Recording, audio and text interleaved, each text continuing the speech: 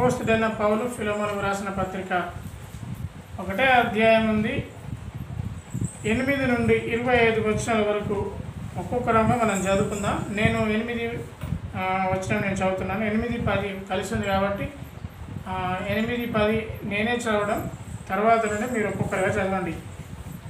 కావున యుక్తమైన దాని గురించి నీకు ఆజ్ఞాపించుటకు క్రీస్తునందు నాకు బహుధైర్యం కలిగి ఉన్నను. వృద్ధుడను ఇప్పుడు క్రీస్తు యేసు ఖైదీనై ఉన్న పౌలను నేను ప్రేమను బట్టి వేడుకుంటా మరీ మంచిదనుకొని నా బంధకంలో నేనుకైనా నా కుమారుడకు ఓనేసిము కోసరము నిన్ను వేడుకొనుచున్నాను. అతడు నీకు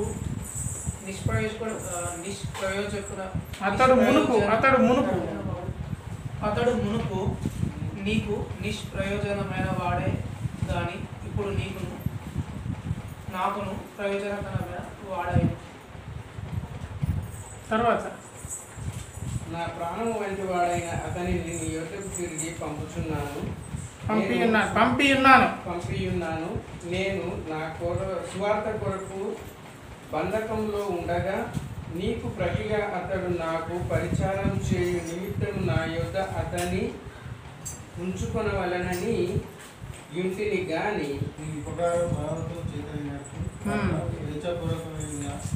ఉండవాలని నీ సమ్మతిగా మేమీ చేయడానికి నాకు ఇష్టం లేదు. 15-16 వచనాలు. అతడిక మీదట దాసులుగా ఉండక దాసుని కంటే ఎక్కువ వాడిగాను ప్రియ సహోదరుడుగాను విశేషంగా నాకును శరీర విషయమును ప్రభు విషయమును మరీ విశేషముగా నీకును ప్రియ సహోదరుడుగా నీ వద్దకు ఎల్లప్పుడూ ఉండుటకే కాబోలు అతడు కొద్ది కాలము నిన్ను ఎడబాసి ఉండేది. 17వ వచనం. కాబట్టి నీవు నన్ను నీతో పాలివాడిగా ఎంచిన ఎడలను నన్ను చేసుకున్నట్టు అతనిని చేర్చుకొను. అతడు నీకు నష్టమైనను కలుగజేసిన ఎడలను నీకు ఏమైనా రుణమున్న ఎడలను అది నా లెక్కలో చేర్చును. పౌలను నేను నా స్వహస్తముతో ఈ మాట వ్రాయిచున్నాను, అది నేనే తీర్తును. ఆయనను నీ ఆత్మ విషయంలో నీవే నాకు రుణపడి ఉన్నావని నేను చెప్పనేలా. 20వ వచనం. అవును సహోదరుడా, ప్రభువునందు నీ వలన నాకు ఆనందము కలగనిము, క్రీస్తునందు నా హృదయమును విశ్రాంతి కలగజేయము. నేను చెప్పిన దానికంటే నీవు ఎక్కువగా చేతు అని ఎరిగి నా మాట విందువని నమ్మి నీకు వ్రాయిచున్నాను. అంతేకాదు నీ ప్రార్థనల మూలముగా నేను నీకు అనుగ్రహింపబడుతునని నిరీక్షించుతున్నాను కనుక నా నిమిత్తము బస సిద్ధము చేయము. క్రీస్తు యేసు నందు నా తోటి ఖైదీ అయిన ఎపఫ్రా, నా జత పని వారైన మార్కు, అరిస్తార్కు, ధీమా, లూకా మీకు వందనములు చెప్తున్నారు. మన ప్రభు అయిన యేసు క్రీస్తు కృప మీ ఆత్మకు తోడయ్యుండునుగాక. ఆమేన్. ప్రార్థన చేసుకుందాం. కనికరం గల మా తండ్రి, ఈ దినము నీవు నాకు ఇచ్చినందుకు వందనాలు చెల్లిస్తున్నాం. మా అందరికీ మీరు ఆయుష్ను ఆరోగ్యం ఇచ్చి నీ సన్నిధిని మాకిచ్చి తన వాక్యం ఉండకు తగిన మనసును మాకు ఇచ్చినందుకు వందనాలు చెల్లిస్తూ నీ వాక్యం ద్వారా అనేక సత్యాలు నేర్పించండి. ఎక్కడ మేము తప్పిపోయామో గుర్తించుటకు నీ కృపనివ్వండి. ఈ ఫిలోమోను పత్రిక ద్వారా మీరు మాకు ఏం నేర్పించాలని ఆశపడుతున్నారో ఆ విషయాలన్నీ మేము నేర్చుకోవడానికి సహాయం చేయండి. నా నోటికి బుర్రగా ఉండండి.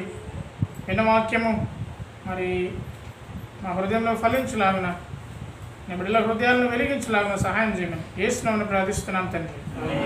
ఆమేన్. ఫిలోమోనుకు రాసిన పర్సనల్ లెటర్, వ్యక్తిగతమైన లెటర్. మీరు ఎవరికైనా ఇప్పుడంటే అందరికీ మొబైల్స్ ఉన్నవి, ఇప్పుడు ఎవరు లెటర్ రాయట్లేదు, లెటర్ రాయాల్సిన అవసరం కూడా లేదు. ఏదైనా అవసరం ఉంటే ఫోన్ల ద్వారానే. మీరు ఎప్పుడన్నా ఎవరికైనా లెటర్ రాశారా? ఒకవేళ మీరు కనుక లెటర్ రాస్తే ఆ లెటర్ ఎవరికైతే మీరు రాశారో వారు కాకుండా వేరే వాళ్ళు చదివితే మీకేమనిపిస్తుంది? మీకు ఎలా ఉంటుంది? కోపం వస్తుంది కదా. నేను ఎవరికో రాసిన లెటర్ని, నాకు వచ్చిన లెటర్ని నీవెట్లా చదువుతావు? ఇంట్లో కూడా ఇప్పుడు కొన్ని ఇళ్ళలో అందరి ఇళ్ళలో ఉంటుందని నేను చెప్పాను, కానీ భర్త ఫోన్ అటెండ్ చేస్తే భార్య కూడా కోపమే. నాకు వచ్చిన ఫోను నువ్వెట్లా లేపుతావు, నేనే లేపాలి కదా. కానీ ఇక్కడ ఫిలోమోన్కు రాసిన పత్రిక కేవలం ఫిలోమోన్కు మాత్రమే కాకుండా ఆనాటి కొలస్సీ సంఘం అంతటికి, ఈనాటి సార్వత్రిక సంఘం అంటే ప్రపంచవ్యాప్తంగా సంఘాలన్నిటికీ లెటర్ రాయడంలో, ఫిలోమోనునకు అపోస్తులైన పౌలు లెటర్ రాయడంలో పౌలు ఉద్దేశం ఏంటి అనే విషయాన్ని మనం చూస్తాం. పౌలు ఫిలోమోనుకు ఎందుకు లెటర్ రాశారంటే కారణం ఒకటే. ఆయన దగ్గర నుండి పారిపోయి వచ్చిన ఓనేసిమ్ అనే వ్యక్తి గురించి ఫిలోమోనుకు లెటర్ రాస్తున్నాడు. ఈ లెటర్ ఎవరి ద్వారా పంపించాడంటే ఓనేసిము ద్వారానే పంపించాడు. నేను పంపి ఉన్నాను అని అన్నది, అంతేనా కదా? నేను పంపి ఉన్నాను. 12వ వచనంలో నా ప్రాణము వంటి వాడనైన ఓనేసిమును నీ యొద్దకు పంపి ఉన్నానా, పంపిస్తా అంటున్నాడా? ఆ పదాల మధ్య అర్థం పంపి ఉన్నానా పంపించాడు. ఎవరితో లెటర్ పంపించాడు? ఓనేసిముతోనే పంపించాడు. ఈ ఓనేసిము ఎవరు? మునుపు అతడు నిష్ప్రయోజనమైన వాడు, కానీ ఇప్పుడు ఎలా అంటే నీకును నాకును ప్రయోజనకరమైన వాడు. అంటే మన మాటలో మన భాషలో చెప్పుకుంటే ఓనేసిమ్ అనే వ్యక్తి ఒక పనికి మాలినవాడు. ఆ పనికి మాలినవాడు పౌలునకు పరిచయం కావడంతో కొద్ది రోజుల సహవాసంలో ప్రయోజనకరమైన వాడు ఆయన. ఏం జరిగింది ఓనేసిములో, అసలు ఏం జరిగింది ఆ సమయంలో? ఈ ఓనేసిమ్ అనే వ్యక్తి బానిస. పూర్వకాలంలో బానిస వ్యవస్థ ఉండేది, కొనుక్కునే వాళ్ళు బానిసల్ని. ఈ ఫిలోమోనునకు బానిస ఈ ఓనేసిము. ఒకరి బానిసను మరి ఒకరు ఉంచుకోవడానికి, మరి ఒకరు తీసుకోవడానికి వీలు లేదు. అయితే పౌలు అంటున్నాడు, ఇక అతడు నీకు దాసునిగా ఉండక అతడు నీ స్నేహితుడుగా ఉండాలి, నీ సోదరునిగా ఉండాలి. అంటే ఆనాడే పౌలు బానిస వ్యవస్థని రూపుమాపడానికి తన వంతు ప్రయత్నం చేశాడు. అట్లాగే ఓనేసిము ఏదైనా నీకు డబ్బు కనుక ఇచ్చేది ఉంటే అది నా లెక్కలో చేర్చుము అని మాటలను బట్టి క్షమాపణ గుణం తెలియజేస్తుంది. ఇన్ని సంగతులు ఇమిడినవి, ఇంకా చాలా సంగతులు ఇమిడినవి. ఒక్కొక్క వచనం చూస్తే మనకు అనేక సంగతులు నేర్చుకునే విషయం ఉంటుంది. ఒక వ్యక్తిని ఎలా ఆదరించాలో పౌలును చూసి మనం నేర్చుకోవాలి. ఒకవేళ ఆ వ్యక్తి ఆదరించబడితే అతని జీవితం ఏ విధంగా మార్పు చెందుతుందో ఓనేసిమును చూసి నేర్చుకోవాలి. అంతకుముందు పనికి మాలిన వాడు పౌలు దగ్గరికి రావడంతోనే ప్రయోజనకరమైన వాడు ఎలా అయ్యాడు? అంతకుముందు నిష్ప్రయోజనమైన వాడు ఇప్పుడు ప్రయోజనకరమైన వాడు అయ్యాడు. పారిపోయి దొంగతనం చేసి, అంటే డబ్బు ఇక్కడ గురించి మాట్లాడుతున్నాం కాబట్టి దొంగతనం చేసి వెళ్ళొచ్చు. పౌలే స్వయంగా అతని తరపున నేనే నీకు డబ్బులు ఇస్తానంటే పౌలు ప్రేమను బట్టి మనమే అర్థం చేసుకోవాలి. 8వ వచనం చూద్దాం. 8వ వచనం, కావున యుక్తమైన దాని గురించి నీకు ఆజ్ఞాపించుటకు క్రీస్తునందు నాకు బహు ధైర్యము కలిగి ఉన్నను, వృద్ధుడను. అంటే ఈ పత్రిక రాసినప్పుడు పౌలు తను పరిచయం చేసుకున్నది వృద్ధుడను. మేబీ అతనికి 60 సంవత్సరాల పైన వయసు అయి ఉండాలి. ఇప్పుడు క్రీస్తు యేసు ఖైదునై ఉన్న పౌలను నేను, ఇప్పుడు వృద్ధుడే కాదు, అతడు వయసు పైబడ్డవాడే కాదు, అతడు ఖైదీ కూడా. అంటే పౌలు ఎక్కడ ఉన్నాడు? జైల్లో ఉన్నాడు, గృహ నిర్బంధంలో ఉన్నాడు. గడిచిన వారమే మనం చూసుకున్నాం, రోమిల కాలంలో గృహ నిర్బంధం, హౌస్ అరెస్ట్లో ఉంచేవాళ్ళు. అతని పైన నిఘా ఉండేది. అతడు కాకపోతే స్వేచ్ఛాపూర్వకంగా ఉండేది, వారింట్లోనే ఉండేవాళ్ళు. అటువంటి టైంలో అన్నాడు, నేను నీకు ఆజ్ఞాపించుటకు నాకు ధైర్యం ఉన్నది, నాకు ఆజ్ఞాపించుటకు ధైర్యం ఉన్నది, కానీ నేను క్రీస్తు యేసును ఖైదీనైన పౌలను నేను ప్రేమను బట్టి వేడుకొనుట మరీ మంచిదనుకొని మరోసారి చెప్తాను, మరీ మంచిదనుకొని నాకు ధైర్యం ఉన్నది. నేను ఏమైనా అనొచ్చు, ఎందుకంటే నీవే నాకు రుణం ఇవ్వాలి. ఎలా? నీ ఆత్మను బట్టి, నేను నీ ఆత్మను రక్షించాను కాబట్టి నేను నీకు రుణపడి కూడా కాదు, నువ్వే నాకు రుణపడిపోయావు. కాబట్టి మన రుణస్థుడను మనకి ఏడైనా డబ్బు ఇచ్చేవాడు ఉంటే మనం ఎంత ధైర్యం గడుపుతాం, ఎంత గొప్పగా ఉంటాం. కానీ అంటున్నాడు, నేను నీకు ధైర్యంగా ఆజ్ఞాపించడం కంటే ప్రేమతో అడగడము మరీ మంచిది. దేవుని బిడ్డలంగా పౌలు మనకు నేర్పిస్తున్నాడు. నీవు ప్రేమతోని అడుగుతున్నావా, ఆజ్ఞాపిస్తున్నావా? నిజంగా ఆజ్ఞాపించే సమయంలో కూడా ప్రేమతోని అడగడమే దేవుని మనస్సు. ఇప్పుడు మనకెవరైనా బాకీ ఉండి మనం ఎవరికైనా సహాయం చేసిన పరిస్థితులలో ఖచ్చితంగా మనకుండే దర్పం కానీ మనకుండే ఆలోచన కానీ ఎలా ఉంటుందంటే నేను చేశా, ఓకే అంత బాగానే ఉంది. ఒకవేళ అతనిత్యం నీకు అవసరం పడ్డప్పుడు నీ ఉద్దేశం ఏమై ఉంటుంది? నేను చేశా, నేను ముందు చేసినా కదా, ఇప్పుడు నీవు చెయ్యి. ఇది ఈనాటి కాలంలో అందరికీ ఉండేది. కానీ పౌలు కొంచెం వేరు. ఆయన ఆజ్ఞాపించట్లేదు, ప్రేమతో అడగడము మంచిది అనుకుంటున్నాడు. మంచిదా కాదా ప్రేమతో అడగడం? దేవునికి స్తోత్రం. నేను ప్రేమతోని అడుగుట మంచిదనుకొని నా బంధకంలో, నేను జైల్లో ఉన్నప్పుడే ఒక వ్యక్తి నాకు పరిచయం అయ్యాడు. స్వేచ్ఛాపూర్వక వాతావరణంలో ఓనేసిము అనే వ్యక్తి పరిచయం అయ్యాడు. ఆ ఓనేసిమును నేను నీ యొద్దకు పంపిస్తున్నాను. ఓనేసిము అనే మాటకు అర్థం అక్కడే ఉంది చూడండి, 2:3. ఓనేసిము అని పేరునకు పేరేమని చెప్పండి. సహాయకరమైన. ఓనేసిము అంటే అర్థం ఏంటి? ఇప్పుడు సహాయకరమైన వాడు, సహాయకరమైన వ్యక్తి అంటే ప్రయోజనకరమైన వాడు. మరి పేరుకు తగ్గట్టు అతని ప్రవర్తన లేదు. మునుపు అతడు నిష్ప్రయోజనమైన వాడు ఉంది అన్నమాట. 11వ వచనం ఏమనుంది? అతడు మునుపు నిష్ప్రయోజనమైన వాడు, కానీ ఇప్పుడు ప్రయోజనకరమైన వాడు. పేరుకు తగ్గట్టు అతని ప్రవర్తన ఉంది.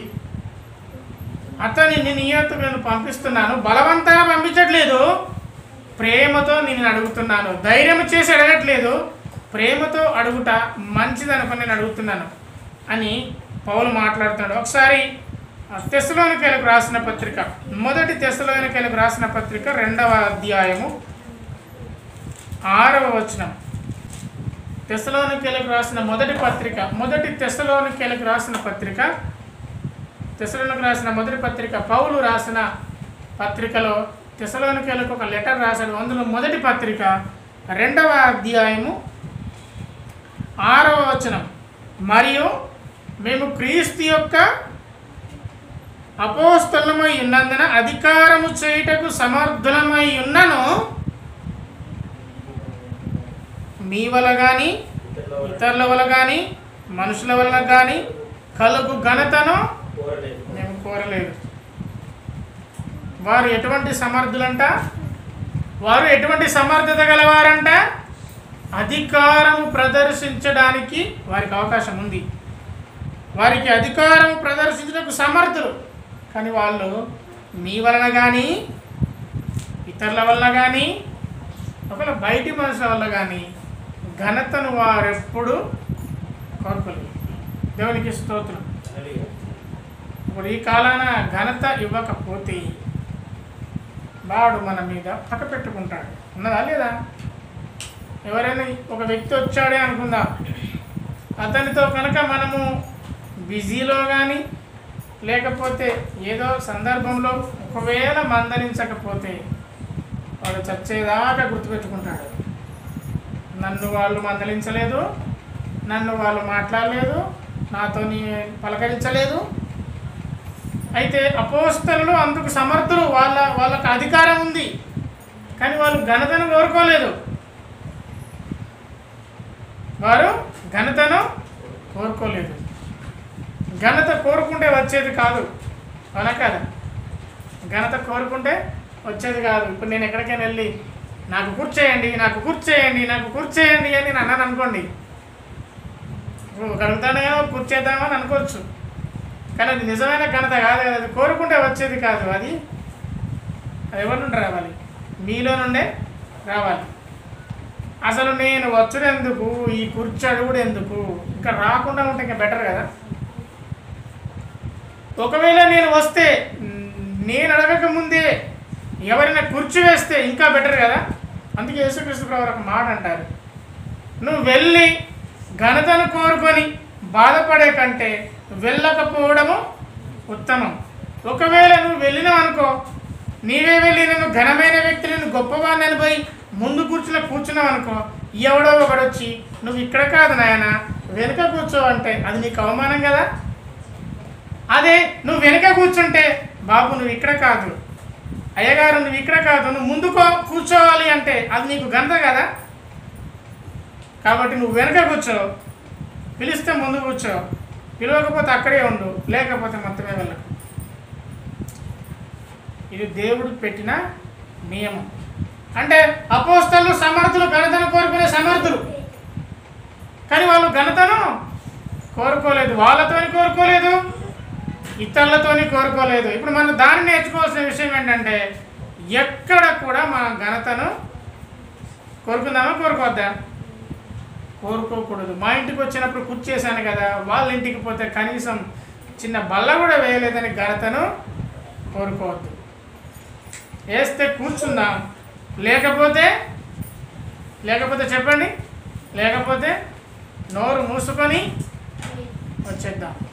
కాబట్టి పౌలుకు అంత అధికారం ఉన్నవారు కోరుకోలేదు. మనము కూడా ఈనాటి కాలంలో దేవుని బిడ్డలముగా మనకు పౌలు అనే మాదిరి ఒకడు ఉన్నాడు కాబట్టి, ఒక మనకంటే ముందున్న భక్తులు మనకు మాదిరి కాబట్టి మనం కూడా ఎక్కడ ఘనతను కోరుకుందామా కోరుకోవద్దా? కోరుకోవద్దు. అట్లాగే అందుకే ఈ ఒనేసిము గురించి కూడా తను అడుగుతున్నప్పుడు ఘనతను కోరలేదు. ఫిలోమోన్, నేను పౌలుని, నేను రాసిస్తున్న రికమెండేషన్ లెటర్ చేర్చుకో అని అనలేదు, ప్రేమతో అంటున్నాడు. అతడు ప్రయోజనకరమైన వాడు, నీవు అతన్ని చేర్చుకో. పౌలుకున్న అధికారం బట్టి నువ్వు చేర్చుకో అంటే సరిపోయేది, కానీ పౌలు అలా ఊరికే అనకుండా అతన్ని ఎందుకు చేర్చుకోవాలో కూడా కారణాలు రాస్తున్నాడు. కారణాలు చెప్పాల్సిన అవసరం ఏముంది? అధికారం ఉన్నవాడు చెప్పింది చేయాలి. ఫిలోమోను, ఒనేసిమును పంపిస్తున్నాను, ఆ ఒనేసిము ఒకప్పుడు పనికి మళ్ళవాడు, నువ్వు అతన్ని చేర్చుకో అని పౌలు ఒనేసిము గురించి రికమెండేషన్ మాత్రమే చేయకుండా అతనికి కొన్ని సంగతులు నేర్పిస్తున్నాడు. మరొక మాట ఏమంటున్నాడంటే 11వ వచనం, అతడు నా కుమారుడు. అతడు ఎవరు? నా కుమారుడు, ఒకప్పుడు దొంగ, ఇప్పుడు నా కుమారుడు. తిమోతిని కూడా అంటాడు, నా ప్రియమైన కుమారుడా, బంధకములో నేను కనిన నా కుమారుడు. ఎలా ఇతడు మార్పు పొందాడంటే, ఇతనికి సువార్త అందజేయబడింది. పౌలు జైల్లో ఉన్నప్పుడు ఒనేసిమునకు సువార్తను అందించాడు. అతను మార్చబడ్డాడు. మార్చబడి ఎలా అయ్యాడంటే, ఒకప్పుడు పనికి మాలినవాడు, ఇప్పుడు ప్రయోజనకరమైన వాడు. సువార్తకు అంత శక్తి ఉంటుంది. 2 తిమోతి 1వ అధ్యాయం 8వ వచనం. 2 తిమోతి 1వ అధ్యాయం 8వ వచనం. కాబట్టి నీవు మన ప్రభువు విషయమైన సాక్ష్యమును గూర్చి వినను, ఆయన ఖైదీనైనా నన్ను గూర్చి వినను సిగ్గుపడక దేవుని శక్తిని బట్టి సువార్త నిమిత్తమును శ్రమానుభవములో పాలివాడవై ఉండుము. పౌలును జైల్లో పెట్టారు. ఎందుకు జైల్లో పెట్టారంటే సువార్త ప్రకటిస్తున్నందుకు. ఇప్పుడు నన్ను జైల్లో పెట్టారని నన్ను గురించి నువ్వు సిగ్గుపడాల్సిన అవసరం లేదు. నేను తప్పు చేసి జైలుకి వెళ్ళలేదు, దేవుని మాటలు ప్రకటించి జైలుకి వెళ్ళాను. నేను ఇక్కడ సువార్త ప్రకటిస్తాను, నువ్వు అక్కడ సువార్త ప్రకటించు. నా అనుభవంలో నువ్వు పాలివాడవయ్యడు అంటే నేను సువార్త ప్రకటిస్తూ జైలుకి వెళ్ళాను కాబట్టి నువ్వు సువార్త ప్రకటిస్తూనే ఉండు అని ఇక్కడ పౌలు చెప్తున్నాడు తిమోతికి. దాన్ని బట్టి మనం అర్థం చేసుకోవాలి, ఒనేసిమునకు జైల్లోనే పౌలు సువార్త ప్రకటించాడు. ప్రకటించిన వెంటనే అతడు మారు మనసు పొందాడు, అతడు ప్రయోజనకరమైన వ్యక్తి అయ్యాడు. ఈనాటి కాలంలో కూడా అనేక మంది యవనస్తులకు సువార్త తెలియక వాళ్ళు నశించిపోతున్నారు, తాగుడుకు బానిసవుతున్నారు, తిరగడానికి బానిసవుతున్నారు. ప్రొద్దున్నే వాకింగ్ పోతున్నప్పుడు 10 మంది లేకపోతే 5-6 వచ్చి విపరీతమైన శరీరాలు పెంచుకొని అంటున్నారు. నేను వరుస పెట్టి 6 నుండి 7 నెలలు విపరీతంగా తాగాను. తాగినప్పుడు ఓకే పెరిగింది, తగ్గడానికి ఇప్పుడు కష్టమవుతుంది అంటున్నాడు. కొంచెం 4 అడుగులు వేస్తే ఆయాసం వస్తుంది. ఎందుకు? సువార్త వారికి అందక. తాగడం అంటే ఎంత భయంకరమైనదో వాళ్ళకు తెలియక. నాకంటే ఒక సూపర్ సీనియర్ దాదాపు 15-16 ఎకరాల భూమి ఉన్న ఒక వ్యక్తి ప్రతిరోజు ఉదయమే తాగేవాడు. అతడికి ఆరోగ్యం బాగలేకపోతే హాస్పిటల్ తీసుకపోతే రక్త పరీక్ష చేద్దామని ఆ చేతి నుంచి బ్లడ్ ఇస్తే బ్లడ్ రాలే, మొత్తం నీరే వచ్చింది. అదే రోజు చనిపోయాడు. నా 15 ఎకరాల భూమిని నీకు రాసిస్తాను, నువ్వు నన్ను బాగు చేయని డాక్టర్ మీద అన్నాడు. డాక్టర్తో అన్నాడంట. డాక్టర్లు ఏం చేస్తారు? వాళ్ళు దేవుడు కాదు కదా. చనిపోయాడు.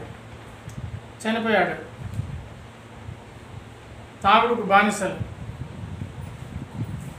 గంజాయికి బానిసలు. ఇవన్నీ వీరందరికీ దేవుని మాటలు ప్రకటిస్తేనే కదా వాళ్ళు మార్పు పొందుతారు. మంచి మాటలు చెప్తేనే కదా మార్పు పొందుతారు. ఆ మాటలు చెప్పింది పౌలు, పరిశుద్ధాత్మ దేవుడు ఒప్పింపజేశాడు. ఓనేసిము మార్పు పొందాడు. మార్పు పొంది ఇప్పుడు ప్రయోజనకరమైన వాడయ్యాడు.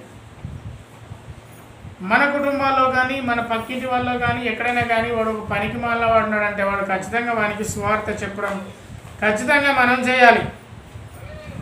13వ వచనం చూడండి. 13వ వచనము, నేను సువార్త కొరకు బంధకంలో ఉండగా నీకు ప్రతిగా అతను నాకు పరిచారం చేయ నిమిత్తము నా యొద్ద అతన్ని ఉంచుకొనవలనని అనుకుంటుని, కానీ నీ ఉపకారము బలవంతము చేతనట్టు కాక స్వేచ్ఛాపూర్వకంగా ఉండవలనని నీ సమ్మతి లేక ఏమీ చేయటకు నాకు ఇష్టము లేదు. నేను జైల్లో ఉన్నాను కదా, ఇప్పుడు నాకు ఒకరు పరిచర్య చేయాలి. పరిచర్య చేయాలంటే నీవు నా దగ్గర లేవు, నీవు కొలసీలో ఉన్నావు, నీకు ప్రతిగా ఈ ఓనేసిమును ఉంచుకుందాం అనుకున్నా. కానీ నీ ఉపకారము బలవంతము చేత చేయించుకోకూడదు కదా. ఎలా ఉండాలంట? స్వేచ్ఛపూర్వకంగా ఉండాలి. ఎలా ఉండాలి? ఉపకారము స్వేచ్ఛగా ఉండాలి. బలవంతంగా ఉపకారం ఉండకూడదు. బలవంతాన మనము ఉపకారం చేయించుకోకూడదు. కొన్నిసార్లు బలవంతాన చేయించుకుంటామా? చేయించుకోవచ్చు, కుటుంబంలో కానీ బయట కానీ. బలవంతాన చేయించుకోవడం అలా చేయకూడదు. అందుకే ఫిలోమోనుతో అంటున్నాడు, నేను నీవే నాకు ఆత్మ విషయంలో నువ్వు నాకు బాకీ ఉన్నావు, కానీ నీ పనివాడు ఒకడు ఉన్నాడు ఇక్కడ ఓనేసిము, నీవు నా దగ్గర లేవు. నేను అతనితో పని చేయించుకుందాం అనుకుంటున్నా, కానీ నేను బలవంతాన చేయించుకోకూడదు. ఎందుకంటే అతడు నీ పనివాడు కాబట్టి అతన్ని నేను నీ యొద్దకే పంపుతున్నాను.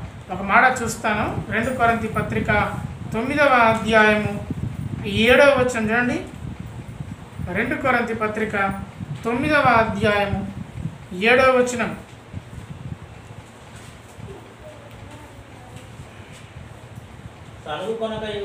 సనుకొనకయు బలవంతముగా కాకయు హృదయంలో నిశ్చయించుకున్న ప్రకారము ఇయ్యవలెను. దేవుడు ఉత్సాహముగా ఇచ్చువాని ప్రేమించును. దేవుని వాక్యం చెప్తుంది. దేవుని వాక్యము చెప్పే మాట, మీరు సనుక్కొనక బలవంతంగా కాక ప్రతివాడు తన హృదయంలో ఏమని నిర్ణయం తీసుకుంటాడో అలా ఇవ్వాలి, ఉపకారము చేయాలి. దేవుని సన్నిధికి కానుకలు తీసుకురావాలి, దీని అర్థం. కాకపోతే తీసుకొచ్చేటప్పుడు నేను చెప్పానని మీరు తీసుకొచ్చారు కాదు, నేను అడిగానని మీరు ఇవ్వడం కాదు, లేకపోతే నేను బలవంతాన మీ పీక మీద అడుగుపెట్టి ఇత్తవాయ్యవా అంటే మీరు తీయడం కాదు. మీరు బలవంతాన అట్లాగే సనుగు కొనకుండా నేను అడిగాను కాబట్టి ఇవ్వాలి కాబట్టి ఏదో ఇచ్చామని అలా కాకుండా, బలవంతాన కాకుండా సనుగు కొనకుండా మీ హృదయంలో ఏదైతే నిశ్చయం చేసుకుంటారో ఒకటి ఉంటుంది కదా, మీకంటూ ఒక ఆలోచన ఉంటుంది కదా, దేవుని సన్నిధికి ఎంత కానుకలు ఇవ్వాలి, దేవుని మందిరం కొరకు నేను ఎంత కానుకలు ఇవ్వాలి, ఒకవేళ కానుక పెట్టెలో నేను ఎంత నేను వెయ్యాలి అనేది మీ హృదయంలో నిశ్చయించుకున్న ప్రకారమే మీరు వెయ్యాలి తప్ప బలవంతం అనేది ఉండదు.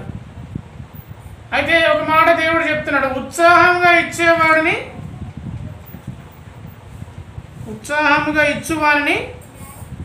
దేవుడు ప్రేమించును. దేవుని పిల్లంగా ఈయన సేవ చేయించుకోవడానికి అవకాశం ఉన్నా ఆయన చేయించుకోక, నేను బలవంతాన్ని నీతో చేయించుకొని అంటున్నాడు. దేవుని బిడ్డలంగా, దేవుని సేవకులమైన, దేవుని లేకపోతే పాస్టర్లమైన, ఇంకెవరైనా బలవంతం ఏమి కూడా ఉండదు. అయితే ఒకటి గుర్తుపెట్టుకోవాలి, ఉత్సాహంగా ఇచ్చేవాడిని దేవుడు ప్రేమిస్తాడు.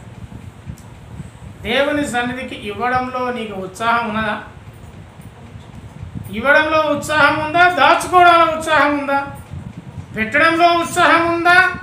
ఉంచుకోవడంలో ఉత్సాహం ఉందా?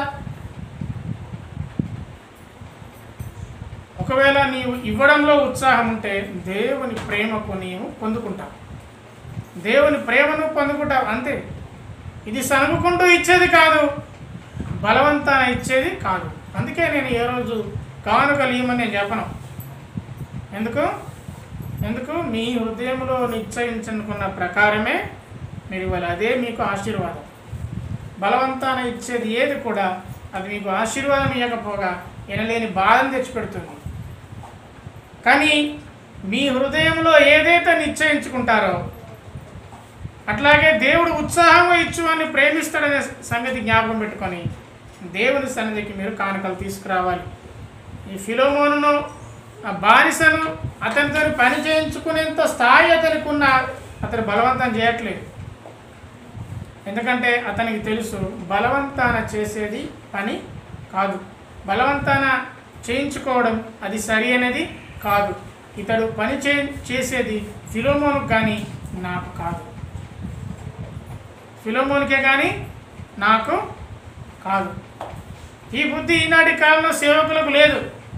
నాకు టీవీ ప్రోగ్రామ్ స్పాన్సర్ కావాలి, నువ్వు చెయ్యి అంటే తాడిచల్ నుంచి ఒక వ్యక్తి సంఘానికి 100 రూపాయలు కానికియాడు, కానీ అక్కడ ఎక్కడో హైదరాబాద్ కానుకలు గుమ్మరిస్తా అంటాడు. లేరా? ఇక్కడేమో సేవకుని పట్టించుకోరు, మందిరాన్ని పట్టించుకోరు, ఏం పట్టించుకోరు, కానీ అక్కడెక్కడికో పోయి 10,000 ఇస్తారు ప్రోగ్రామ్ స్పాన్సర్ అంటే. కానీ ఫిలోమోను గురించి ఏమంటున్నాడు? నేను ఇతనితో పని చేయించుకోవడం నాకు ఇష్టం లేదు. ఎందుకంటే ఇతడు ఎవరి పనివాడు? నీ పనివాడు. ఇతను నేను రక్షణలోకి తీసుకొచ్చిన, ఇతను నా దగ్గర ఉండకూడదు, నీ దగ్గర ఉండాలి. ఎక్కడ ఉండాలి? నీ దగ్గర ఉండాలి. అందుకే నేను ఇతను నీ దగ్గరికి పంపిస్తున్నా. బా, ఎంత గొప్ప మనసు! ఒక్క ఆర్డర్ వేస్తే ఫిలోమోను నీ పని నేను ఉంచుకుంటా అంటే ఫిలోమోను కాదంటడా? కాదు.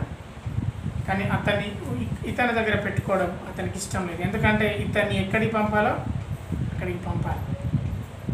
చూడండి ఇంకేమంటున్నాడంటే, అతడిక మీదట దాసుడుగా ఉన్నాడు. అతడు ఇంతకుముందు దాసుడు, నీ పనోడు. ఇప్పుడు ఎట్లా ఉంటాడంటే దాసుని కంటే ఎక్కువగాను, ప్రియ సహోదరుడుగాను, విశేషముగా నాకును, శరీర విషయము, ప్రభు విషయమును, వరి విశేషముగా నీకును ప్రియ సహోదరుడుగా. మరొక మాట, నీ యొద్ద ఎల్లప్పుడూ ఉంటాయికే కాబోలు అతడు కొద్ది కాలము నిన్ను ఎడబాసి ఉండెను. చూడండి, దేవుని చిత్తం ఇక్కడ మనకు జ్ఞాపకం చేస్తున్నాడు. అతడు నీ యొద్ద నుండి పారిపోయి వచ్చింది దేవుని చిత్తం అంటున్నాడు. ఇప్పుడు ఫిలోమోను దగ్గర నుండి ఓనేసిము పారిపోయి వస్తే మరి ఫిలోమోనుకు ఒక సేవకుడు తక్కువైనట్టే కదా, ఒక సర్వెంట్ తక్కువైనట్టే కదా. అలాంటప్పుడు ఫిలోమోనుకు భారమే కదా. నీ పనివాడు నీకు చెప్పకుండా వేరేడానికి పనికి వెళ్తున్నప్పుడు అది నీకు భారమే కదా. నీ పని తగ్గించబడుతుంది కదా, నీ పని మరలా నీ మీద పడుతుంది కదా. కానీ పౌలు అంటున్నాడు, ఫిలోమోనుతో అన్నాడు, ఫిలోమోను అతడు నీ యొద్ద నుండి నీ పనిని తప్పించుకొని నా దగ్గరికి రావడము అది దేవుని చిత్తము. ఎందుకంటే అంతకుముందు వాడు సనుక్కుండా పనిచేసేవాడు, ఇప్పుడు ప్రయోజనకరమైన వాడయ్యాడు. ఇప్పుడు సనుక్కడు, ఇప్పుడు బలవంతాన చేయడు, ఇప్పుడు ఇష్టపూర్వకంగా నీకు పని చేస్తాడు. అందుకే అతన్ని నేను నీ యొద్దకు పంపించి ఉన్నాను అని. కొన్నిసార్లు దేవుడు మన జీవితంలో కలిగించే నష్టాల ద్వారా రాబోతున్న దినాల్లో లాభాలు అధికంగా ఉంటాయి. అది దేవుని ఉద్దేశాన్ని గ్రహించడంలో ఉంటుంది. ఈ కాలంలో అది నష్టంగా కనిపిస్తుంది. సమయంలో మనకైతే అబ్బా నష్టపోతున్నాం కదా, దేవుడు నన్ను ఎందుకు ఈ నష్టాల గురించి ఈ నష్టాల ద్వారా మనల్ని నడిపిస్తున్నాడు అని మనకు ఆలోచన ఉండొచ్చు. కానీ ఫిలోమోను పత్రిక ద్వారా దేవుడు మనకు నేర్పిస్తున్నాడు. ఫిలోమోను ఒక సేవకుని మిస్ అయ్యాడు, ఒక సేవకుని లాస్ అయ్యాడు, వాడు పారిపోయాడు డబ్బులను తీసుకొని. అయితే పౌలు అంటున్నాడు, దేవుని చిత్తమును బట్టే అతడు అక్కడి నుండి పారిపోయి నా దగ్గరికి వచ్చాడు. అంతకుముందు ఎప్పుడు పారిపోదామా అని అవకాశం కోసం ఎదురు చూస్తున్నాడు. ఇప్పుడు నేను నీ దగ్గరికి పంపిస్తున్నా, ఇప్పుడు పొమ్మన్న వాడు నీ దగ్గర నుండి పోడు. ఒకప్పుడు వాడు పనికి మళ్ళీ వాడు, ఇప్పుడు పనికి వచ్చేవాడు, ఇప్పుడు ప్రయోజనకరమైన వాడు. వాడు ప్రయోజనకరమైన వాడు కావాలనే, అతడు గొప్పవాడు కావాలనే వాడు నీ దగ్గర దొంగతనం చేసి నా దగ్గరికి పారిపోయి వచ్చాడు. ఇప్పుడు నేను అతనికి సువార్త ప్రకటించాను, ఇప్పుడు వాడు ప్రయోజనకరమైన వాడయ్యాడు. ఇప్పుడు నేను వాడిని నీ దగ్గరికి పంపిస్తున్నాను, అతడు నీకు ఎంతో ప్రయోజనకరమైన వాడు అవుతాడు. దేవునికి స్తోత్రం కలుగుగాక. మునుపు మన జీవితంలో ఏదైతే నష్టం ఉందో అది నష్టంగా కొన్నిసార్లు కనిపించినా రాబోతున్న దినాలు అది లాభమే, కానీ నష్టం ఉండదు. 17వ వచనం, అతడు నీ యొద్ద ఉండగా నన్ను కొంతకాలం వెడబాసి ఉన్నాడు. 17వ వచనము, నీవు నన్ను నీతో పాలివానిగా ఎంచినట్లా నన్ను చేర్చుకున్నట్లు అతన్ని చేర్చుకున్నాను. నీవు నన్ను ఎట్లా చేర్చుకుంటావో, అంటే పౌలైన నన్ను నీవెలా చేర్చుకుంటావో, ఓనేసిమును కూడా అలా నువ్వు గౌరవించి అలా చేర్చుకో. ఓనేసిమును కూడా ఆ విధంగా నువ్వు చూసుకో. ఇది దేవుని ప్రేమ, దేవుని ప్రేమ. పౌలు అంటాడు, నీ పనం నీ దగ్గర పంపిస్తున్నాను, పనం తీర్చుటకు, అతను నువ్వు పనం తీర్చుటకు నీ తమ్మునిలాగా, నీ సహోదరులాగా చూడు. ఒకవేళ నేనే కనుక నీ ఇంటికి వస్తే నీవు నన్ను ఎట్లా చూసుకుంటావు? అలా ఇతన్ని చూసుకో. దేవుని సువార్త అందిన తర్వాత జీవితాలు మార్చబడతాయి. మార్చబడ్డ వ్యక్తులు ఇలా ఉంటారు. ఎలా ఉంటారు? పౌలు వలె ఉంటారు. ఒక బానిసను నాలాగా చూసుకో అని అనడంలో పౌలు తగ్గింపు స్వభావం మనకు కనిపించట్లేదా? ఇప్పుడు ఒక హోదా ఉన్న వ్యక్తి మన చర్చికి వచ్చాడే అనుకుందాం, అప్పుడే నేను పాట పాడుతున్నాను అనుకోండి, వెంటనే ఏమనుకోకండి, సురేష్ లేస్తాడు, లేచి పాట వచ్చిన హోదా ఉన్నవాడు, ముందు అతని కూర్చోయి, ముందు అతని ఫ్యాన్ అయ్యి, అతన్ని సపరేట్ కూర్చునేబెట్టు, అయిపోయాడు. ఇంకెక్కడికి? దేవుని కంటే అతనే ఎక్కువ గొప్పవాడు అయిపోయాడు. నేను వినేటోని, నేను యూట్యూబ్లో అప్పుడప్పుడు వింటాను, హెబ్రోన్ చర్చిలో కలెక్టర్లో చూడ కింద కూర్చుంటారంట. ఇప్పుడు లేరులే కానీ భక్త సింగ్ గారు ఉన్నప్పుడు కలెక్టర్లు వచ్చి కింద కూర్చునేవారు, డెప్యూటీ కలెక్టర్లు వచ్చి టాయిలెట్లు అడిగేవాళ్ళు. కానీ ఇప్పుడు అది ఉన్నదా? కొన్ని సంఘాలకు పోయినప్పుడు, కొన్ని చర్చెస్లో మీటింగ్స్ అవుతున్నప్పుడు ఎవరో ఒక హోదా ఉన్న వ్యక్తిని పిలుస్తారు, ఒక ఎమ్మెల్యేనో లేకపోతే ఒక ఎంపీపీనో సర్పంచ్నో పిలుస్తారు. అక్కడ ప్రసంగికుడు చక్కగా వాక్యం చెప్తుంటాడు, ఈ ఎంపీపీ వస్తాడు, ఎంపీపీ వచ్చి నాకు పని లేదు, నాకు టైం ఉన్నది, నాకు టైం లేదంటాడు. అనేసరికి అయ్యా మరి వాక్యం జరుగుతుంది, వాక్యాన్ని మనం గౌరవించాలి కదా, కొద్దిసేపు ఇక్కడ కూర్చోండి, ఆ తర్వాత మీరు వెళ్ళి విషయం చెప్తారో లేకపోతే ఏమంటారు శుభాలు చెప్తారో ఏదో చెప్తారు కదా, తర్వాత చెప్పండి అంటే అటు ఆయన వినడు, అసలు ఈ సంఘస్థులు వినరు. ముందు ఆయన వింటాడేమో, కూర్చోమంటే కూర్చుంటేనేమో, కానీ ఇక్కడ ఉన్న లాగరు కదా. ఆయన రావడంతోనే ఆధార బాధర తీసుకపోయి వాక్యం చెప్తున్నాను పక్కన పెట్టి నువ్వు ఆపని చెప్పి మీరు చెప్పుర్రంటే ఆయన హల్లెలూయా అనగానే పిచ్చోళ్ళ తీరు చర్చ్ ఉన్నందులో సపోర్ట్ కొడతాడు. ఎందుకు హోదాన్ని బట్టి. దేవుని సంఘంలో హోదా ఉంటుందా? నేను ఇప్పుడు కాదు కానీ నేను పీజీ చదువుతున్నప్పుడు, నేను పీజీ అంటే 2015లో నేను ఎంఎస్సి మ్యాథ్స్ కోసం వరంగల్లో ఉన్నప్పుడు హెబ్రోన్ చర్చ్కి వెళ్ళాను. నేను హెబ్రోన్ చర్చ్ మాకు సమీపంలో ఉండేది. నా వెనకాల ఒక కింద కూర్చున్నాడు, ఆయన అడిషనల్ కలెక్టర్ అంటే. నా ఫ్రెండ్స్ నాతో చెప్తున్నారు, ఆయన ఎవరో తెలుసా? ఆయన వరంగల్ అడిషనల్ కలెక్టర్ అన్నాడు.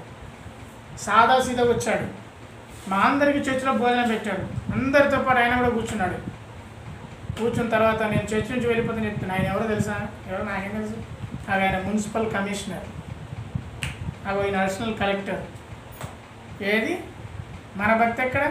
ఇంతంత హోదా రాగానే, జేబులో 1000 రూపాయలు కనవడంగానే, లేకపోతే 1000 రూపాయలు తక్కువ లేవు, 1,00,000 రూపాయలు కనవడంగానే, ఓ చిన్న ఉద్యోగం సంపాదించుకోగానే నన్ను అందరూ గౌరవించాలి, నాకందరూ కుర్చీలు వేయాలి, నాకు అందరికంటే ముందే నన్ను గౌరవించాలి, నా పేరు చెప్పడా? ఇది కదా ఈనాటి క్రైస్తవ జీవితం. మరేది?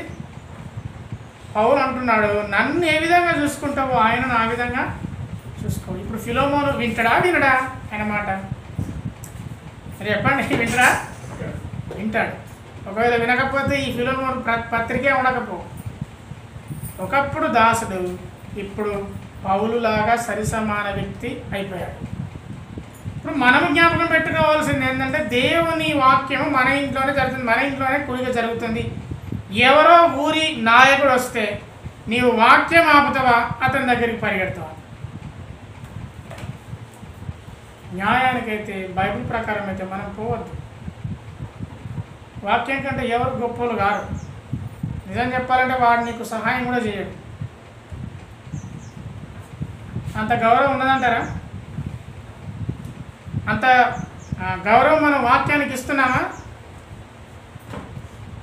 పాపం దేవుడి సేవకుడు కూడా ఏం చెప్తారు? ఇక పాపం ఇక నా అంటాడో లేకపోతే ఎటువంటిడో అయితే వచ్చింది కదా చెప్పని అంటే ఆయన హల్లెలూయా అంటాడు, 2 ఆమేన్లు అంటాడు, ఏదో చెప్తాడు, పోతాడు.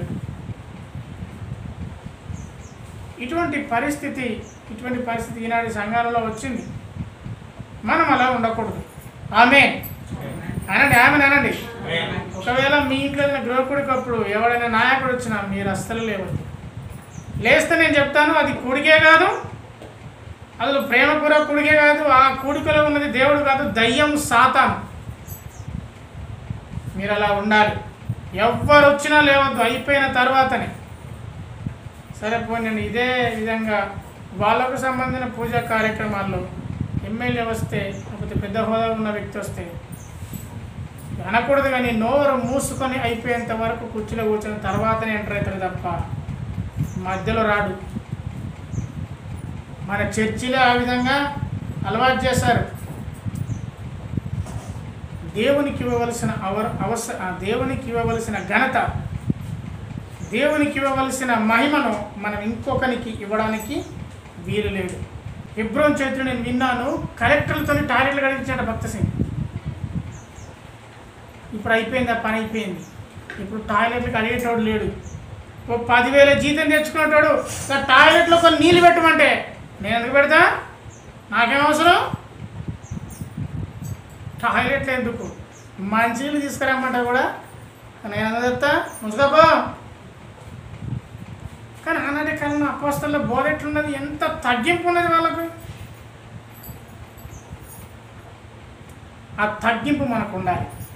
తగ్గింపు గురించి చాలాసార్లు మాట్లాడతాం, చాలాసార్లు చెప్తాం, కానీ అసలు మనకే తగ్గింపు ఉండదు. ఇక్కడ బయటపడిపోతుంది. ఎక్కడ బయటపడుతుంది తెలుసా? ఒకసారి నీళ్ళు ఇవ్వవా అందరికి వచ్చిన వాళ్ళకంటే, అప్పుడు నీకు అర్థమైపోతుంది నీవెంత తగ్గింపున్నాను. నేనే ఎందుకు ఇవ్వాలి, నాకే ఎందుకు చెప్పారు, వీళ్ళకి చెప్పొచ్చు కదా. వాళ్ళకి చెప్పలేదు, నీకే చెప్పారు. ఎవరో దేవుని సేవ కూడా, లేకపోతే నీ బంధువు ఇస్తే ఏమవుతుంది? మనకే తెలిసిపోద్ది మనం తగ్గింపు ఎట్లుంటుంది. ఒకవేళ అక్కడ టీ గ్లాసులు ఉన్నాయి కదా, తీపు అన్నాం అనుకోండి, నేనే ఎందుకు తీయాలి? గాల టీ గ్లాసు నేను తిత్తానా? నేను ఎందుకు తిత్తా? ఎవరు నీకు చెప్పాల్సిన అవసరం లేదు. నీ తగ్గింపు ఏందో నీకే అర్థమైపోతుంది. అప్పుడు నువ్వు అర్థమై అనుకోవాలి. నీ బుద్ధి కనుక నీకుంటే అస్సలు నాలో లేని తగ్గింపు, ఇప్పుడు నాకు కావాల్సింది తగ్గింపు, ప్రార్థన చేయాలి తగ్గింపు కొరకు అని అనుకోవాలి. ఆ విధంగా ఫిలోమోనుకు పౌలు లెటర్ రాస్తున్నాడు, ఫిలోమోను తగ్గించుకో, అతను నీ బానిస కదా, ఇప్పుడు నీ పక్కనే కూర్చో. చూడండి, ఒక బానిస యేసుక్రీస్తు ప్రభువు పరిచయం కావడంతోనే యజమాని అయిపోయాడు. మనము కూడా యజమానులమే. మనం దేనికి బానిసలం కాదు, వ్యక్తులకు బానిసలం కాదు, పాపానికి బానిసలం కాదు, దేవుని బిడ్డలము, పాపానికి యజమానులం. ఆమెనండి. దేన్నైనా జయించగలిగే యజమానులం. కొలస్సీయులకు రాసిన పత్రిక 3వ అధ్యాయం 11వ వచనం. కొలస్సీయులకు రాసిన పత్రిక 3వ అధ్యాయం 11వ వచనం. ఇచ్చువారిలో గ్రీసు దేశస్థుడని యూదుడని సున్నతి పొందుతే అని సున్నతి పొందకపోడని భేదం లేదు, పరదేశీ అని సిథియనుడని దాసుడని స్వతంత్రుడని భేదం లేదు, క్రీస్తే సర్వమును, ఆయన అందరిలో ఉన్నవాడు. క్రీస్తు నీలో ఉన్నాడు, నాలో ఉన్నాడు. మనలో భేదాభిప్రాయాలు ఉండకూడదు. హోదాను బట్టి సంఘంలో గౌరవం ఉండకూడదు. ఏమి చదువురాని వ్యక్తికైనా, బాగా చదువుకున్న వ్యక్తికైనా సంఘంలో గౌరవం దొరకాలి. సంఘం అంటే కేవలం ఇప్పుడు మనం 20 మంది 30 మంది 10 మంది కూడినవని కాదు. క్రీస్తుని ఎరిగిన బిడ్డలలో ఎవరిలో కూడా ఆ భేదం ఉండకూడదు. వాడు పెద్దోడు, వీడు చిన్నోడు, వీడు మామూలోడు, వీడు చిన్న చిన్న పనులు చేసుకునేవాడు, వాడు పెద్ద పెద్ద ఉద్యోగాలు చేసేవాడని పెద్దోడు రాగానే కుర్చీ తొందర వేయడం, చిన్నోడు రాగానే వీడు నిల్చుని పోతారు కదా అని అనుకోవడం అస్సలు ఉండకూడదు. పరదేశీయం లేదు, ఏదని లేదు. ఇంకొక మాట చూపిస్తాను. గలతీలకు రాసిన పత్రిక 3వ అధ్యాయం 28వ వచనం. గలతీలకు రాసిన పత్రిక 3వ అధ్యాయము 28వ వచనం. త్వరగా తీయండి. ఇందులో యూదుడని గ్రీసు దేశస్థుడని దాసుడని స్వతంత్రుడని లేదు, పురుషుడని స్త్రీ అని కూడా లేదు. వీళ్ళు స్త్రీలు కదా, వీళ్ళు తగ్గించుకొని ఉండాలి, మేము పురుషులం కదా మేము కుర్చీల్లో ఉండాలి, అట్లానే లేదు. స్త్రీ అయినా పురుషులైనా అందరూ కూడా దేవుని దృష్టిలో సమానం. కాబట్టి ఇది అర్థం చేసుకొని అందరము ఎవరికి వారే ప్రత్యేకమైన వాళ్ళు మనం అర్థం చేసుకొని ఒకరి యందు ఒకరు, ఒకరి గురించి ఒకరు గౌరవంగా ప్రేమతో ఉన్నప్పుడే మనము దేవుని సంఘంలో బిడ్డలమవుతాం. ఎప్పుడు మనం గౌరవం లేదనుకోండి, గౌరవం లేకపోతే తగ్గింపు ఉండదు, తగ్గింపు లేని గౌరవం ఎక్కడ నుంచి వస్తుంది? రాదు. ఏ విషయాన్ని ఎప్పుడూ జ్ఞాపకం పెట్టుకోవాలి. అందుకే కొలస్సీలకు రాసిన పత్రిక 4వ అధ్యాయం 8-9 వచనాల్లో పౌలు అంటాడు. కొలస్సీలకు రాసిన పత్రిక 4వ అధ్యాయం 8-9 వచనాల్లో జైల్లో ఉన్నప్పుడే రాశాడు. ఇది కూడా కొలస్సీ సంఘానికి. ఇప్పుడు నేను ఎలా ఉన్నానో మీకు చెప్పడానికి ఓనేసిమును పంపిస్తున్నా అని కొలస్సీ పత్రికలో అంటున్నాడు. చూడండి ఒకసారి చదవండి. కొలస్సీలకు రాసిన పత్రిక 4:8 వచనం. నా తోటి సేవకుడైన తుకీకు నన్ను గూర్చిన సంగతులని మీకు తెలియజేయ. 8 ఇప్పుడు మీరు మా స్థితి తెలుసుకున్నట్లును మీ హృదయంలో అతడు ఆదరించినట్లును అతనిని అతనితో కూడా నమ్మకమైన ప్రియ సహోదరుడైన ఓనేసిమును మీ వద్దకు పంపుచున్నారు. ఓకే. ఫిలోమోను ఏ సంఘ విశ్వాసి చెప్పండి? ఏ సంఘ విశ్వాసి? కొలస్సీ సంఘ విశ్వాసి. కొలస్సీ సంఘంలో ఉన్న పాస్టర్ ఎవరు? ఎపఫ్రా. ఇప్పుడు ఎక్కడ ఉన్నాడు? జైల్లో ఉన్నాడు. ఇప్పుడు ఆ సంఘాన్ని నడిపించింది ఎవరు? ఫిలోమోను. ఫిలోమోను దగ్గరికి ఎవరిని పంపిస్తున్నాడు? ఓనేసిమును పంపిస్తున్నాడు. అట్లాగే కొలస్సీ సంఘానికి కూడా ఓనేసిము ద్వారా ఒక లెటర్ పంపిస్తున్నాడు. ఆ లెటరే కొలస్సీలకు రాసిన పత్రిక. అతడు ఏం చేస్తాడంటే, అతడు వచ్చి ఏం చేస్తాడంటే మీ స్థితిని తెలుసుకుంటాడు, మీ హృదయంలో అతడు ఆదరిస్తాడు. చూడండి, ఒక బానిసైన వ్యక్తి ఒక సంఘాన్ని ఆదరించే వ్యక్తి ఎలా అయ్యాడు? ఎవరు ఓనేసిము ఎవరు? బానిస. ఏం చేశాడు? దొంగతనం చేసి పారిపోయాడు. ఇప్పుడు కొలస్సీ సంఘానికి పంపిస్తున్నాడు పౌలు, అతన్ని వెళ్ళమని చెప్తున్నాడు. ఫిలోమోన్ దగ్గరికి ఒక లెటర్ పట్టుకొని పోయిండు. అట్లాగే కొలస్సీ సంఘం దగ్గరకు ఒక లెటర్ పట్టుకొని పోయిండు. కొలస్సీ సంఘ నాయకుడు పాస్టర్ అయిన ఎపఫ్రా జైల్లో ఉన్నాడా లేదా? ఇదే ఫిలోమోను రాసిన పత్రిక 23వ అధ్యాయం 1వ అధ్యాయం 23. ఫిలోమోను 1వ అధ్యాయం 23. ఇందులోనే క్రీస్తు యేసునందు నా తోటి ఖైదీ అయిన ఎపఫ్రా ఎక్కడ ఉన్నాడు? జైల్లో ఉన్నాడు. ఇప్పుడు ఆ సంఘం నడిపించేది ఎవరు? ఫిలోమోను. ఇప్పుడు ఫిలోమోనును ఆదరించడానికి అతని దగ్గర పనిచేసే బానిస వాళ్ళు లెటర్ పట్టుకొని వస్తున్నాడు. ఆ సంఘం అంతటికి ఆదరణకరంగా ఏం అర్థం చేసుకుంటున్నాం ఇందులో నుండి? క్రీస్తు సువార్తను అంగీకరించినప్పుడు, క్రీస్తు సువార్తను విని మార్పు పొందినప్పుడు నీకు ఆ ఓనేసిము అనే వ్యక్తి ఆ సంఘం అంతటిని ఆదరించగలిగేంత జ్ఞానం అతనికి వచ్చింది. చూడండి, అతనికి అంత జ్ఞానం ఎక్కడ వచ్చింది? దేవుని వాక్యాన్ని అంగీకరించడంలో వచ్చింది. దేవుని వాక్యాన్ని ఇప్పుడు నేను చెప్పిన మాటలన్నీ కనుక మీరు అంగీకరిస్తే మీరు కూడా అనేక మందికి ఆదరణకరంగా ఉందురుగాక. ఆదరణకరమైన మాటలు మీ హృదయంలోంచి వచ్చి అనేక మందిని మీరు ఆదరించే వ్యక్తులుగా మీరుందురుగాక. ఆమేన్. అందుకే 17వ వచనం, 18వ వచనం, 19వ వచనం అంటున్నాడు, నీవు అతన్ని చేర్చుకో. నీవు అటువంటి వాడిని చేర్చుకో. నీవు అతన్ని ఎలా చేర్చుకోవాలంటే పాలువానిగా చేర్చుకో. మీ పాలలు ఉన్నారా? పాలలు ఉన్నారా మీకు? పాలలు ఎవరు లేరా? ఎవరు పాలలు అంటే ఎవరు? పాలివాళ్ళు అంటే ఎవరు? చిన్న ఆయనలు, పెద్ద ఆయనలు, బంధువులు. బంధువులు. పాలివాళ్ళు అంటే ఎవరు? బంధువులు. పాలివాళ్ళు అంటే ఇక కరెక్ట్ మీనింగ్ ఏంటంటే మీకు ఎంత పాలో వాళ్ళకు కూడా అంత పాలు, కాబట్టి వాళ్ళే పాలులు. విన్నారా ఈ మాట? పాలులు పాలులు పాలులు పాలులు పాలులు మన తెలంగాణ భాష, కానీ దాన్ని సరిగ్గా తెలుగు భాషలో పాలివాడు అంటే నీతో సరిసమానమైన వాడు.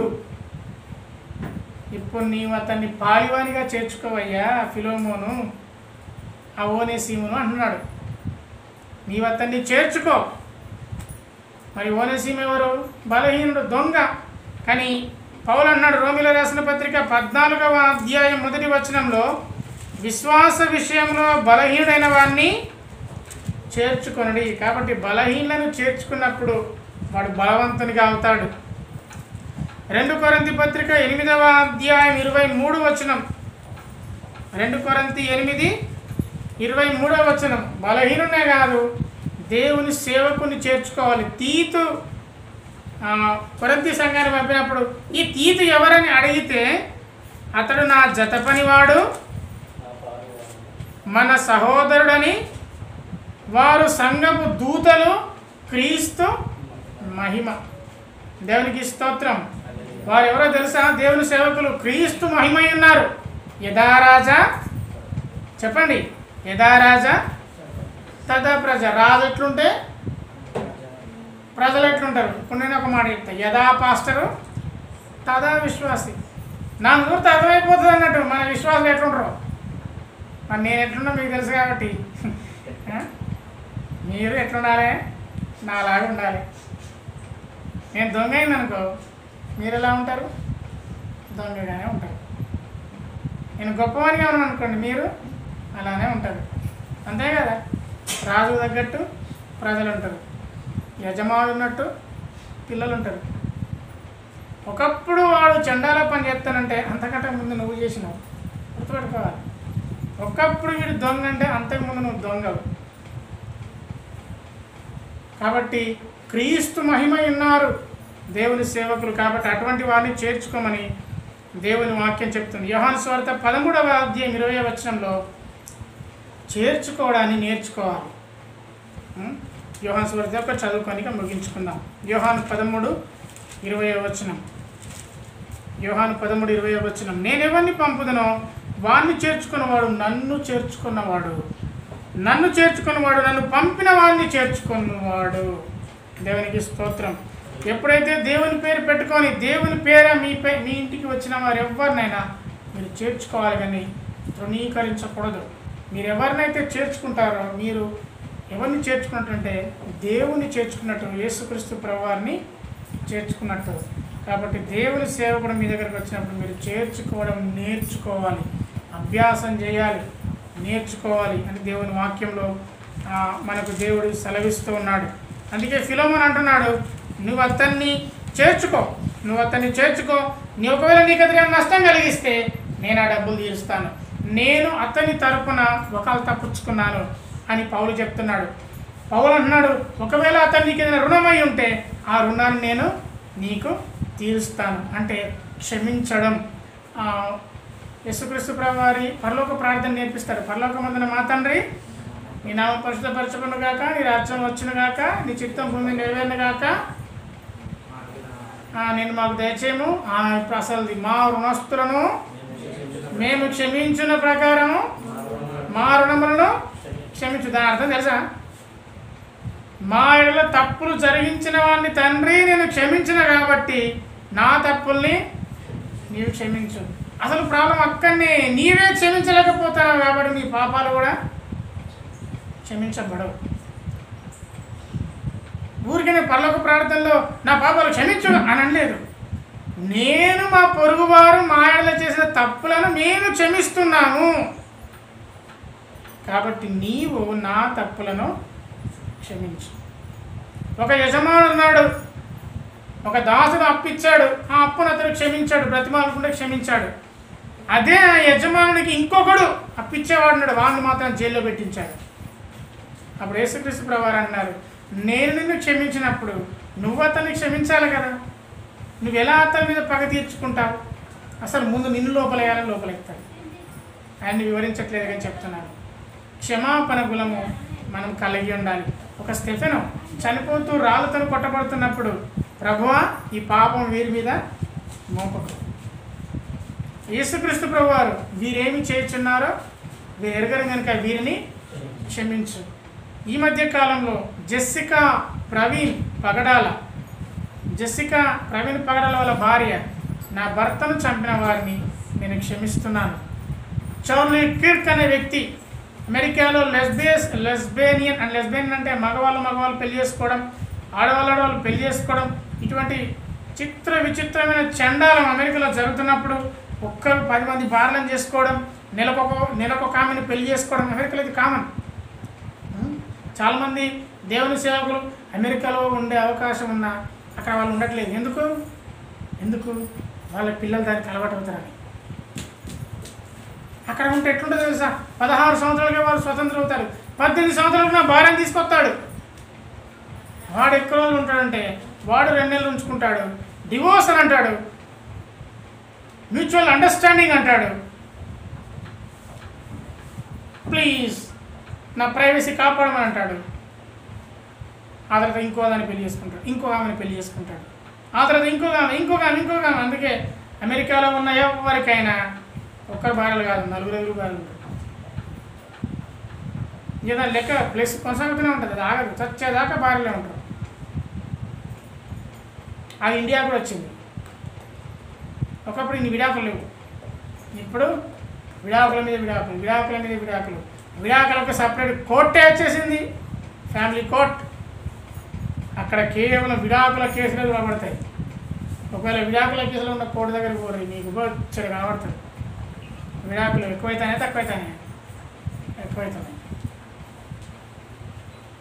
అందుకే అటువంటి సంస్కృతి వద్దు. ఈ మగ పెళ్లి చేసుకోవడం తప్పు, బైబిల్ అలా చెప్పట్లేదని బోధించిన చార్లీ కిర్క్ అనే వ్యక్తిని, నాకంటే చిన్నవాడు, దాదాపుగా 31 సంవత్సరాల వయసున్నవాడు, అతన్ని చంపేస్తే వాళ్ళ భార్య ఒక ఫినరల్, ఒక జ్ఞాపకార్థ కూడికలాగా మన అర్థమయ్యే భాషలో 1000 మంది 1,00,000 మంది ఉన్నప్పుడు ఆమె అన్నమాట, నా భర్తను చంపిన వాడిని నేను క్షమిస్తున్నాను. అంత దమ్మున్నదా మనకు? సరే బహిరంగంగా ఏదో గొప్పల కోసం చెప్పుకుంటారు అనుకోవచ్చు, గొప్పల కోసమైనా చెప్పేంత దమ్మైన మనకున్నదా? అది క్షమాపణ గుణం అంటే.